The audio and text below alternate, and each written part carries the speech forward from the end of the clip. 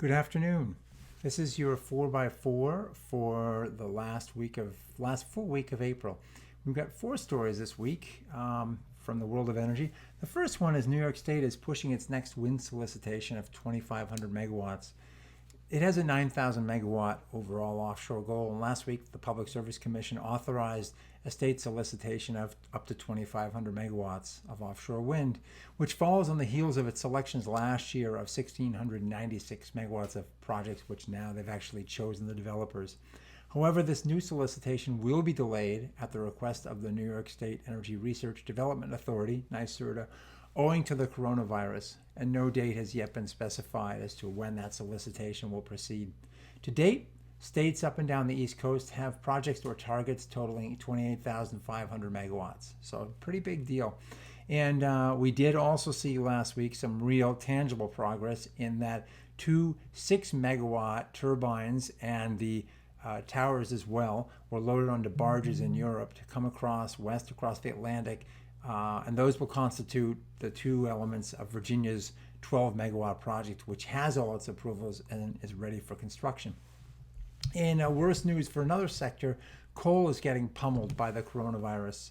Since corona invaded our landscape, coal mines across the country have been shuttering, and numerous bankruptcies are likely to result. Analyst Wood Mackenzie indicates coal demand for 2020 is down between 35 and 40% from last year, which itself was a tough year. Part of the problem is that coal generation is more expensive than gas or renewables, and so as demand drops, the matching supply drops as well. We've seen demand drop. We're shifting to weekend curves in general for demand. Overall demand has dropped 5 to 10% on a weather-adjusted basis, roughly 5%. And the most expensive resource is always the first baby kicked out of the bed. In this case, it's coal. The gas will continue to run, and the renewables with zero marginal costs will, in some cases, be curtailed, but they'll run the most. So not so good for coal. In renewables news, on the positive side, solar cell efficiencies have shot higher. 3 new records were set in April, 2 in the U.S. at National Renewable Energy Laboratories and 1 in Germany. The first record? That was NREL's 6-junction solar cell, which can convert intensified light, think mirrors or magnifying glasses, into electricity at 47.1% efficiency, beating the former record holder from a couple of years ago by a full 1%. The second record is for that same cell in normal lighting conditions at 39.2%. Multi-junction means that each one of the cell's 6 junctions captures a particular range of light in the overall solar spectrum, and this thing has 140 layers of light-absorbing material. The third record involves a new tandem cell with stacked silicon and perovskite, that one out of Germany, pegging out at 24.16%. Perovskite holds great promise for helping to produce cheaper overall solar cells.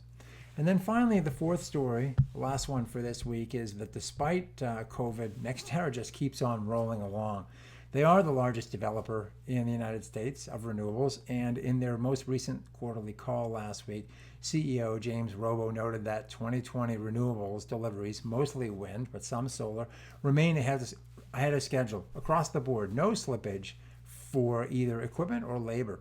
So they will be eligible for all of the tax credits that were expected. In the quarter, NextEra sales added almost 1,600 megawatts of renewable projects, some of those sales being made from home offices, like the one we're all in right now. 600 megawatts of wind were sold, 420 megawatts of solar, almost 460 megawatts of batteries, and 113 megawatts of wind repowering. The 460 megawatts of storage projects, many of those will be retrofits added to existing solar projects and taking advantage of the investment tax credits. NextEra views storage as, quote, an important standalone business in its own right. They are planning to invest in over $1 billion worth of storage battery projects in 2021, the largest such investment by any power company in the world by their reckoning. And the total gigawatt hour capacity for all those projects, they indicated, will be sufficient to power Rhode Island for a full 4 hours. So lucky if you're in Rhode Island, I guess. Anyway, those are the 4 stories for the week. Thanks for watching. Stay healthy, and we'll talk to you again next week.